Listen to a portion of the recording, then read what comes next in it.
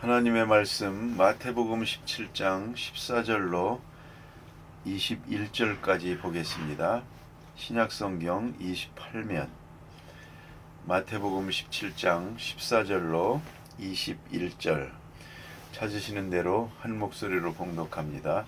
그들이 무리에게 이르매 한 사람이 예수께 와서 꿇어 엎드려 이르되 주여 내 아들을 불쌍히 여기소서. 그가 간질로 심히 고생하여 자주 불에도 넘어지며 물에도 넘어지는지라. 내가 주의 제자들에게 데리고 왔으나 능히 고치지 못하더이다. 예수께서 대답하여 이르시되 믿음이 없고 패역한 세대여, 내가 얼마나 너희와 함께 있으며 얼마나 너희에게 참으리요. 그를 이리로 데려오라 하시니라. 이에 예수께서 꾸짖으시니 귀신이 나가고 아이가 그때부터 나으니라. 이때의 제자들이 조용히 예수께 나와 이르되 우리는 어찌하여 쫓아내지 못하였나이까. 이르시되 너희 믿음이 작은 까닭이니라. 진실로 너희에게 이르노니 만일 너희에게 믿음이 겨자씨 한 알만큼만 있어도 이 산을 명하여 여기서 저기로 옮겨지라 하면 옮겨질 것이요 또 너희가 못할 것이 없으리라. 아멘. 오늘 주신 말씀 간단한 사건이지만 너무나도 많은 의미가 담긴 계시적 사건이기에 여기에 기록되어 있습니다. 여러분이 이미 보신 바와 같이 17장 1절에서부터 보면 변화산 이야기가 있습니다. 산에 올라가서 세 제자와 함께 올라가셔서 예수님께서 용모를 변화하셔서 그 영화로운 세계, 영원한 하늘나라의 세계에 있는 그 영광을, 찬란한 영광을 제자들이 경험하게 하십니다. 변화산에서는 이 같은 굉장한 일이 있어지는데 산 밑에서는 비참한 일이 일어나고 있습니다. 먼저는 예수님께서 산에 올라가서 기도하시는데 밑에 있는 제자들은 잠만 잤습니다. 기도하지 않았습니다. 이것이 문제입니다. 예수님은 기도하시는데 제자들은 기도하시지 않았습니다. 산 밑에서 그대로 어느 쪽에선가 누워서 잠을 잤습니다. 자, 이렇게 하고 아침이 되었습니다. 예수님께서 세 제자들과 함께 내려오시는데 산 밑에서는 엄청난 참으로 부끄러운 사건이 일어나고 있었습니다. 그것은 바로 거기에 있는 9 제자가 망신을 당하고 있는 겁니다. 아주 부끄러운 장면이 이루어졌습니다. 산 위와 산 밑에 이렇게 대조적인 사건이 이루어지는 것을 볼 수가 있습니다. 산 위에 있는 분들은 거룩한 영광을 보았고, 그리고 예수님과 함께 신나는 그런 가벼운 마음으로, 그런 부푼 마음으로 산을 내려오고 있는데 산 밑에 있는 제자들은 그대로 자고 있다가, 기도하지 않고 있다가 마침내 큰 부끄러움을 사고 있습니다. 어떤 아버지가 귀신 들린 아이를, 혹은 이걸 간질병이라고도 하는데 어린아이를 하나 데리고 왔습니다. 그때 이랬으면 좋았을 것 같습니다. 데리고 왔을 때요, 조금만 기다리십시오. 아침이 되면 예수님께서 산에서 내려오실 겁니다. 예수님께서 내려오시면 이까지 간질병은 깨끗하게 나을 테니까 걱정하지 말고 조금만 기다리세요. 그랬더라면 얼마나 좋았을까 하는 생각이 듭니다. 그런데 그렇지 않고 이 사람들이 귀신을 내쫓으려 했습니다. 그것은 마가복음이나 누가복음에 의할 것 같으면 제자들이 벌써 귀신을 내쫓는 그러한 역사를 이룬 경험이 있거든요. 마침내 마태복음 10장 1절에 보면 예수님과 제자들의 관계에서 여러분이 보시지 않습니까? 거기 보면 예수께서 제자들을 명하시고 귀신을 내쫓는 능력을 주었다 그랬습니다. 권능을 주었습니다. 권능을 주었으니까 권능을 받았습니다. 그러면 제자들이 권능을 이미 받았고 또 이미 나가서 귀신을 내쫓은 경험도 있습니다. 예수님께서 내가 너희들에게 권능을 준다 했고 권능을 받았고 귀신을 내쫓은 경험도 있고, 이거 할 수 있는 일 아닌가. 그러니까 자신만만하게 그래서 귀신을 내쫓으려고 한 것입니다. 누가 먼저 했는지 모르지만 어느 제자가 시작을 했겠죠. 예수 이름으로 명하노니 귀신아 나가라. 그런데 안 나가는 겁니다. 여러분 혹시 이런 기도 해보셨습니까? 이 귀신을 내쫓기 위해서 발광을 하는 사람을 붙들고 기도할 때 기도하고 아멘 하자마자 싹 나가주면 얼마나 좋겠습니까? 그런데 그렇지 않거든요. 그리고 발악을 하거든요. 소리를 지르고 더 야단을 칩니다. 이게 참 기가 막힌 것입니다. 이야말로 망신살이 뻗치는 겁니다. 크게 부끄러운 일입니다. 오늘 이 예수님의 제자들도 기도도 하지 않았죠. 잠만 잤죠. 그리고 빈둥거리다가 귀신 들린 사람이 왔다고 해서 그걸 내가 내쫓을 수 있을 거라고 생각한 것이 얼마나 잘못된 것입니까? 어제 기도했다고 오늘 할 수 있습니까? 예수님은 분명히 말씀하셨습니다. 믿음이 있어야 한다고요. 믿음이 없어서 못했다고요. 그러면 믿음은 또 어디서 생기는 겁니까? 기도 없이 이런 일을 할 수 없느니라 그랬습니다. 기도 없이 믿음을 지킬 수가 없습니다. 그러니까 권능을 받았고 또 귀신을 내쫓은 경험도 있습니다. 그래도 기도 없이는 이 믿음이 능력을 나타낼 수가 없습니다. 이걸 잊지 말아야 합니다.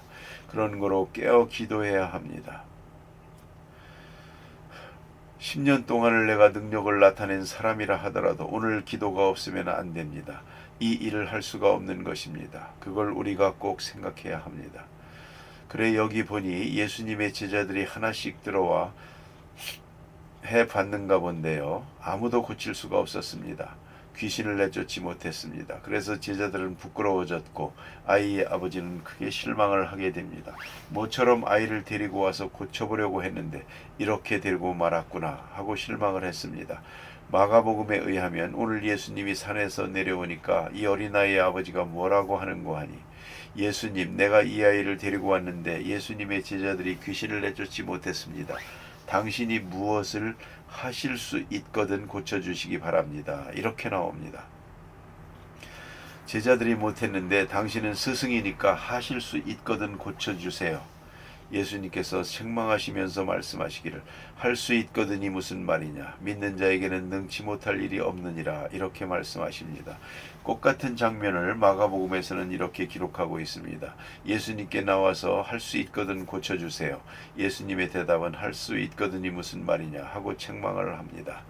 오늘 여기 본문에 제자들이 이렇게 부끄러움을 사게 됐습니다. 그럴 때 예수님 하신 말씀을 보세요. 믿음이 없고 패역한 세대여, 믿음이 없고 패역한 세대여, 내가 얼마나 너희와 함께 있으며.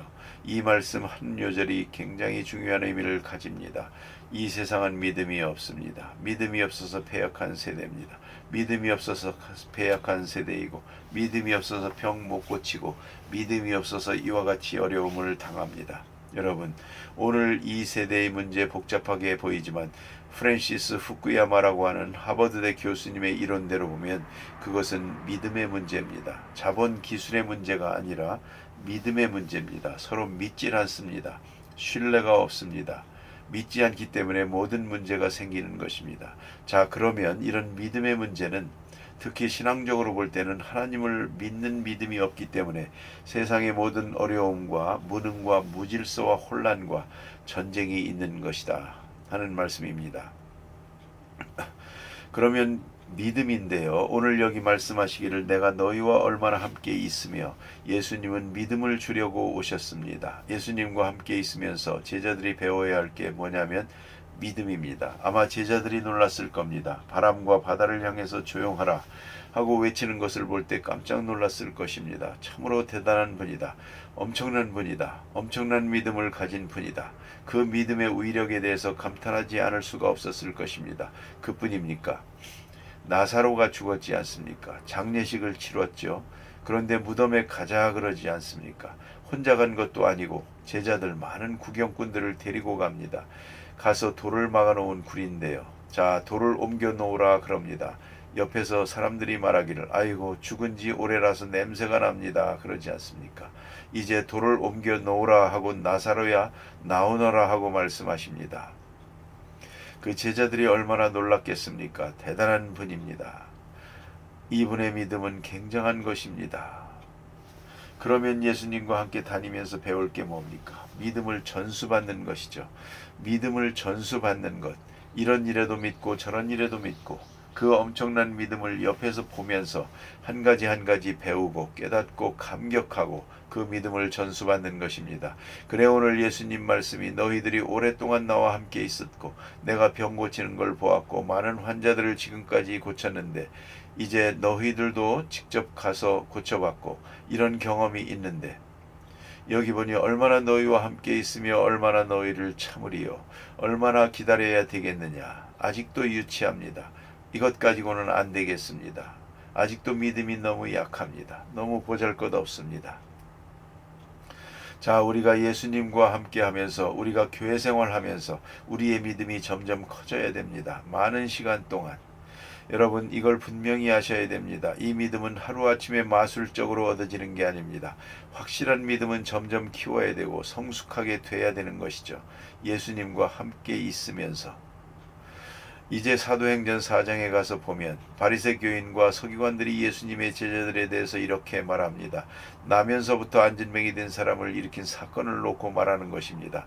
예수와 함께 있던 것을 알고 그랬습니다. 안진뱅이 된 사람을 일으킨 것도 중요하지만 그 이유는 이 사람들이 예수님과 함께 다니던 사람들이다.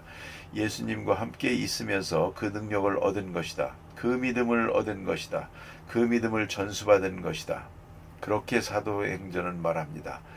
그런데 오늘 본문에는 아직도 거기에 도달하지 못했습니다. 얼마나 너희와 함께 있으며 얼마나 너희를 참으리요. 여러분의 믿음은 어느 정도입니까? 만일에 여러분의 믿음이 시원치 않으면 주님이 이렇게 말씀하실 겁니다. 얼마나 나와 함께 더 있어야 되겠느냐? 얼마나 더 교회 생활을 해야 되겠느냐? 얼마나 더 기도 생활을 해야 능력의 사람이 될 수 있겠느냐? 라고 책망하시는 말씀입니다.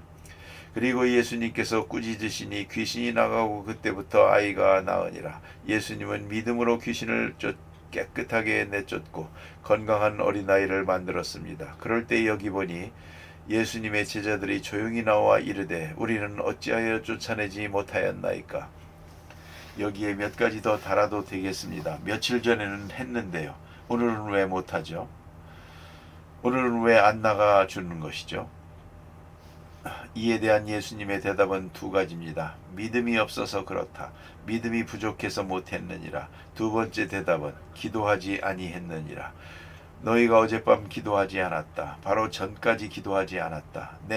이 능력이 내 것이 아니다. 하나님이 주신 것이다. 내가 능력의 사람이 되는 게 아니요. 그때그때 주님께서 능력이 나와 함께 하시는 거죠. 그걸 잊지 말아야 됩니다. 한번 능력의 사람이 됐다고 해서 이제는 자동적으로 한평생 능력을 행사할 수 있는 것이 아닙니다. 오늘 기도하지 않으면 오늘 시험을 이길 수가 없습니다. 오늘 기도 없이는 믿음을 지킬 수가 없습니다. 믿음이 없으면 능력을 나타낼 수가 없습니다. 비참해집니다. 허약해집니다. 시험에 빠지는 겁니다. 그래 예수님 말씀이 믿음에 대해서 강조하고 있습니다. 만일 믿음이 겨자씨 하늘만큼만 있어도 결국은 조금만 믿음이 있어도 됐다는 얘기죠. 조금이라도 믿음이 있었더라면 너희가 이 능력을 나타낼 수 있었을 것이다. 그런데 능력이 없는 것은 믿음이 약하기 때문이다. 하나님께 대한 믿음, 내가 하나님 안에 있는 믿음, 내가 주님의 거룩한 능력 안에서 쓰여지고 있다고 하는 겸손한 믿음, 그 믿음이 있어야 됩니다. 그런데 있던 믿음이 어디 갔습니까? 기도하지 않았기 때문입니다. 그렇기 때문에 예수님께서도 기도하셨습니다. 십자가를 앞에 놓고 겟세마네 동산에서 기도하셨습니다. 5,000명을 먹였을 때 많은 사람들이 강제로 예수님을 왕으로 삼으려는 순간 예수님은 이들을 피해 가지고 산에 올라가 밤새 기도하셨습니다. 기도 없이는 이런 일이 절대로 없다 이거죠. 그런 거로 계속적으로 깨어 기도해야 합니다. 그래야만 믿음을 지킬 수 있고 확실한 믿음의 사람이 돼야 모든 시험을 이길 수가 있는 것입니다. 여러분 스스로도 매일같이 경험할 것입니다. 기도 많이 한 그날은 넉넉한 믿음으로 살 수 있습니다. 세상에서 어려운 일이 있고 무서운 소식이 들려와도 평안하게 넉넉하게 명랑하게 살아갈 수 있는 것입니다. 어떤 날은 특별한 일도 없는 것 같은데 싱숭생숭해지고 우울해지고 나약해지고 스스로 절망하게 되고 근심에 빠지게 되고 이렇게 되는 것 아닙니까? 여러분 스스로 그 심령 상태를 한번 진단해 보십시오. 그게 어디서 오는 것입니까? 환경과 아무 상관없는 일입니다. 어떤 날은 어려운 일을 당해도 환한 미래를 바라보며 소망 중에 살 수 있고 어떤 날은 아무 일도 없는 평지와 같은 세상을 살면서도 누가 물으면 대답할 말도 없는데 근심에 빠지게 되고 절망하게 되고 울적하게 됩니다. 짜증나게 되고 꼭 믿음이 확실해야 됩니다. 꼭 믿음이 확실해야 됩니다. 높은 믿음, 산을 옮길 만한 믿음이 있어야 됩니다. 그 믿음은 기도로 계속 기도하고 있어야 됩니다. 그래서 믿음을 높은 수준을 유지해야 됩니다. 그 영적인 상태가 높은 수준에 있어야 됩니다. 기도하십시다.